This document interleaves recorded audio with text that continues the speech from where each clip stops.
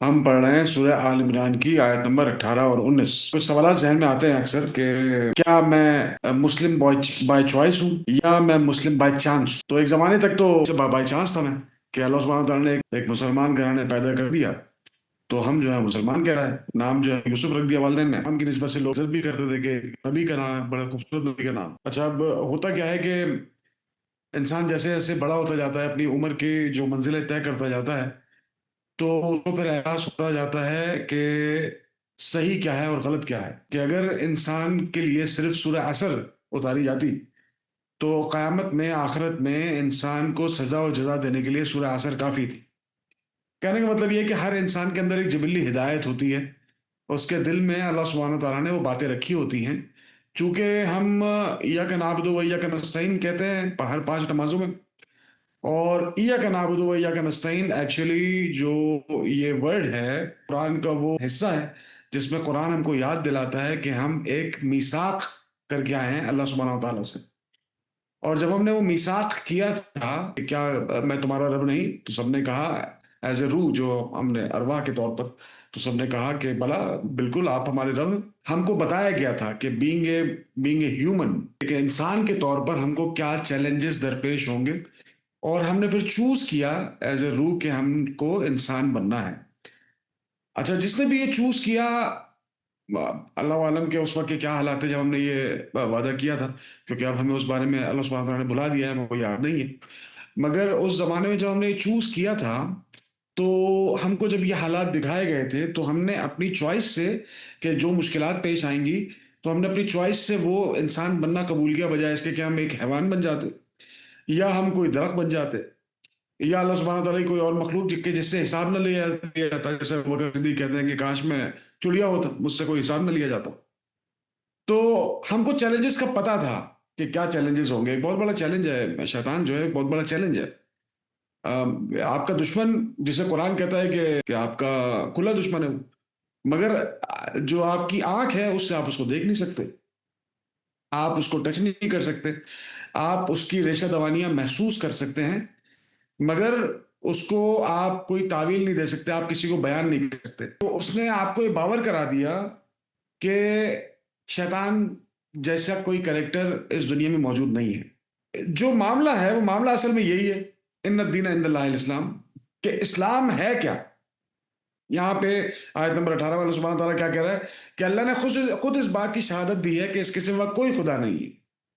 اصل جو پورے دین کی جو عمارت کھڑی ہے وہ اس ایک ورڈ پہ کھڑی ہے، لا الہ الا اللہ، اللہ سبحانہ تعالیٰ کی وحدانیت۔ میں نے پہلے کئی دفعہ عرض کیا کہ اللہ سبحانہ تعالیٰ اپنی خلقیت سے اپنی وحدانیت ثابت کرتا ہے۔ جو اللہ سبحانہ تعالیٰ کے ایام ہوتے ہیں اس سے تذکیر کرتا ہے، جو اللہ سبحانہ تعالیٰ کے جو بڑے بڑے واقعات اللہ سبحانہ تعالیٰ نے کرائے اس سے انسان کو تذکیر کرتا ہے کہ یہ واقعات واقعی ہوئے ہیں، اس کی شہادتیں آج ملتی ہیں۔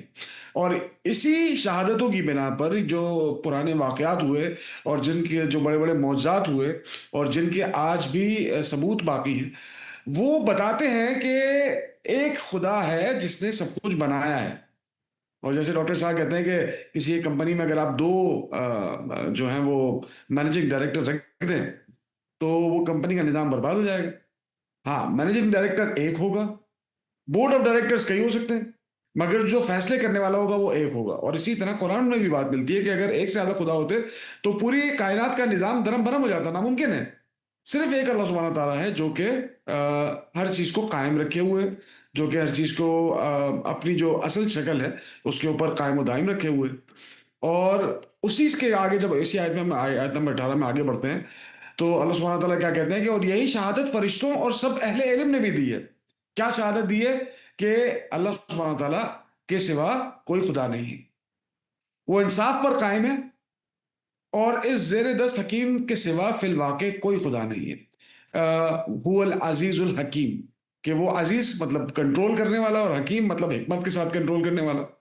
اگر عزیز صرف یہاں پر آتا یا حکیم آتا تو دونوں الگ الگ اگر آتے تو وہ جو حکم ہے وہ قائم نہ ہوتا، کہ کنٹرول مگر حکمت کے ساتھ۔ اور اس کے بعد اگلی آیت میں اللہ سبحانہ تعالیٰ کیا کہہ رہے ہیں؟ اللہ سبحانہ تعالیٰ کہہ رہے ہیں کہ ان الدین عند اللہ الاسلام وما اختلف الذین اوتوا الکتاب الا من بعد ما جاءهم العلم بغیا بینہم۔ وَمَن يَكْفُرْ بِآيَاتِ اللَّهِ فَإِنَّ اللَّهَ سَرِيعُ الْحِسَاب، اللہ کے نزدیک دین صرف اسلام ہے۔ اس دین سے ہٹ کر جو مختلف طریقے ان لوگوں نے اختیار کیے جنہیں کتاب دی گئی تھی، ان کے اس طرز عمل کی کوئی وجہ اس کے سوا نہ تھی کہ انہوں نے علم آ جانے کے بعد آپس میں ایک دوسرے پر زیادتی کرنے کے لیے ایسا کیا۔ اور جو کوئی اللہ کے احکام اور ہدایت کی اطاعت سے انکار کر دے، اللہ کو اس سے حساب لیتے کچھ دیر نہیں لگتی۔ اب یہ دیکھیں کہ آپ اپنے آپ کو کیسے انالائز کر سکتے ہیں کہ کیا آپ واقعی اسلام پر ہیں، کیا آپ واقعی دین پر ہیں۔ دین کیا ہے؟ میں نے پہلے کئی دفعہ عرض کیا کہ دین وہ ہے کہ جب آپ کا ہر قدم جو ہے وہ اللہ سبحانہ تعالیٰ کی راہ میں ایسے اٹھے کہ دین نے ایز اے بلینکٹ آپ کو لپیٹ لیا ہو، کہ ایز اف کہ اللہ سبحانہ تعالیٰ آپ کو دیکھ رہا ہے یا آپ اللہ سبحانہ تعالیٰ کو دیکھ رہے ہیں، تو وہ آپ پھر دین پہ قائم ہو جاتے ہیں۔ اگر آپ صرف پروٹوکولز پہ عمل کر رہے ہیں، نماز پڑھ رہے ہیں، زکوٰۃ دے رہے ہیں، مگر آپ کا فی الواقع رویہ وہ نہیں ہے جو کہ ایز اے مومن ہونا چاہیے، تو آپ مسلمان ہیں مگر مومن نہیں ہیں۔ آپ نے مذہب پہ عمل کیا ہے، آپ نے دین پہ عمل نہیں کیا۔ اچھا، اب معاملہ کیا ہے؟ ہم جب اس بارے میں دیکھتے ہیں، اگر آپ ویژلائز کریں، آپ اپنے آپ کو انالائز کریں، تو انالائز کرنے کے لیے سب سے بڑی چیز انسان کا دل، خود انسان کا دل جو ہے وہ آپ کو بتاتا ہے کہ کیا آپ یہ کام صحیح کر رہے ہیں یا آپ یہ کام غلط کر رہے ہیں۔ تو انسان کا دل آپ کو اس کیسے بتائے گا، کس وقت بتائے گا اور کس طرح بتائے گا؟ اس کے لیے مطالعہ کرنا لازمی ہے۔ اور کیا چیز آپ کے دل میں یہ احساس ڈالے گی؟ آپ کے دل میں وہ چیز احساس ڈالے گی جو آپ اس وقت پڑھ رہے ہیں، معزہ وجاء معزہ من ربکم، کہ آپ کے رب کی طرف سے دل کو نرم کرنے والی چیز آ گئی ہے۔ کیا ہے وہ چیز؟ قرآن۔ جتنی اس کے بارے میں آپ جتنا پڑھتے جائیں گے، آپ کا دل نرم ہوتا جائے گا اور اسلام کے لیے آپ کا دل کھلتا جائے گا۔ پوری دنیا کی ہسٹری میں جتنے بھی آج تک جو بھی 10,000 15,000 سال کی ہسٹری ہم پڑھتے ہیں سیدنا آدم علیہ السلام سے لے کے آج تک، تو ہم کو ایک معاشرہ ایسا ملتا ہے جہاں پر نبی کریم صلی اللہ علیہ وسلم نے ایسی ایسی مثالیں قائم کر کے دکھائیں جس کی وجہ سے آج دین کی جو باقی بچی ہوئی عمارت ہے وہ ہمارے سامنے آج بھی کھڑی ہے۔ اور اگر آپ ذرا سی کوشش کریں، آپ کو وہ تمام معاملات مل جائیں گے جو کہ رسول اکرم صلی اللہ علیہ وسلم کے دور میں موجود تھے۔ اچھا، جہاں پہ معاملہ آتا ہے کہ اپنی برتری ثابت کرنے کا، وہاں بات ہوتی ہے غلط۔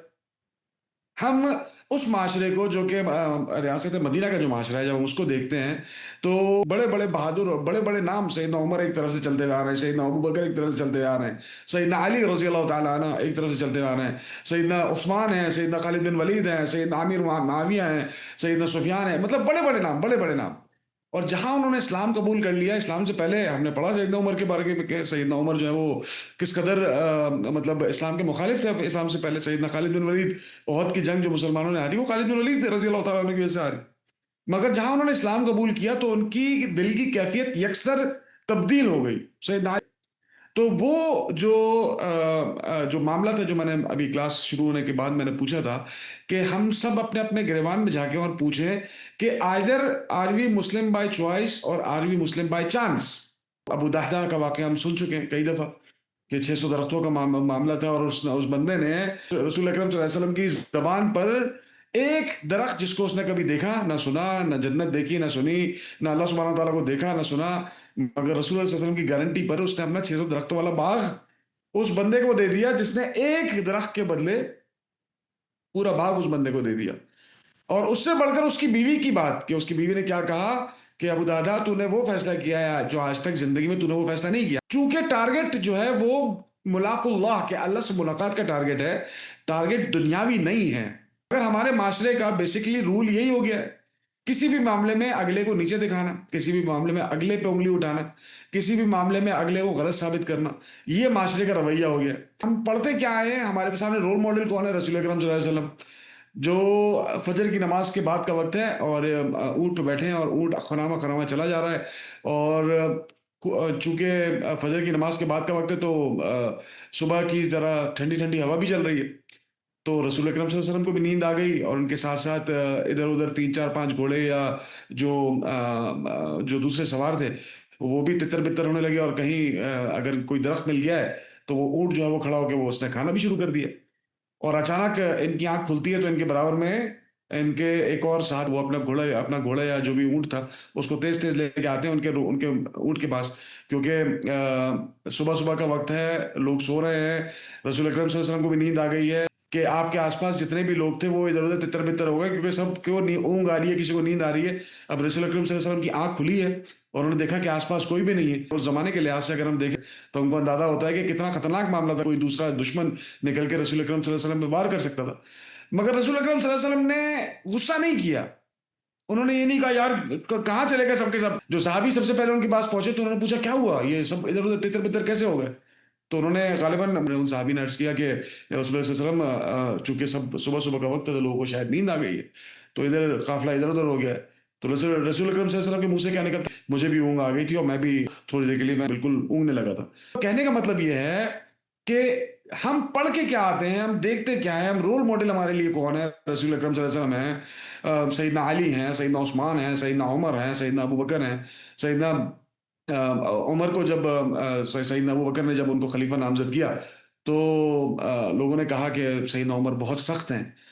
تو سیدنا ابو بکر نے کیا کہا، سیدنا ابو بکر کہتے ہیں کہ وہ سخت اس لیے ہیں کہ میں نرم ہوں، جب وہ میری جگہ پر آ جائیں گے تو وہ بھی نرم ہو جائیں گے. اور ہم دیکھتے ہیں کہ جہاں دین نافذ کرنے کا معاملہ ہوتا تھا تو سیدنا عمر سیسا پلائی ہوئی دیوار بن جاتے تھے، اور جہاں ایک انسان کے لیے کوئی معاملہ ہوتا تھا، ہم نے یہ پڑھا ہے، ہم یہ دیکھ کے آئے کہ جب مدینہ میں قحط کی صورتحال ہوئی تو سیدنا عمر نے چوری کی سزا جو ہے وہ ہاتھ کاٹنے کی جو سزا تھی وہ موقوف کر دی، معاف کر دی. وہ کیوں؟ کیونکہ اس زمانے میں ان کو پتا تھا سیدنا عمر کو کہ غریب امیر سے امیر آدمی جو ہے اس کو بھی مطلب چونکہ کھانے کے لالے پڑے ہوئے تو وہ کہیں چوری کر سکتا ہے، نعوذ باللہ، اللہ نہ کرے. تو ان کو پتا تھا تو انہوں نے سزا معاف کر دی. تو جب ہم ایسی ایسی مثالیں پڑھ کے آتے ہیں، مگر جب ہمارے اپنے ذاتی معاملات جب ہم دیکھتے ہیں تو ہمارا معاملہ بالکل برعکس ہوتا ہے. ہم بالکل ایک ایسی بھیڑ چال میں چل رہے ہیں جو اس طرح ہمارے نزدیک قائم کر دی گئی، ہمارے اوپر مسلط کر دی گئی ہے کہ ہم کو اپنا اصل نظر ہی نہیں آتا. ہم وہ معاملہ دیکھ ہی نہیں سکتے جو رسول اکرم صلی اللہ علیہ وسلم نے ریاست مدینہ کے طور پہ قائم کر کے دکھایا تھا. ہمارے ساتھ جڑے رہنے کے لیے ہمارا چینل سبسکرائب کریں.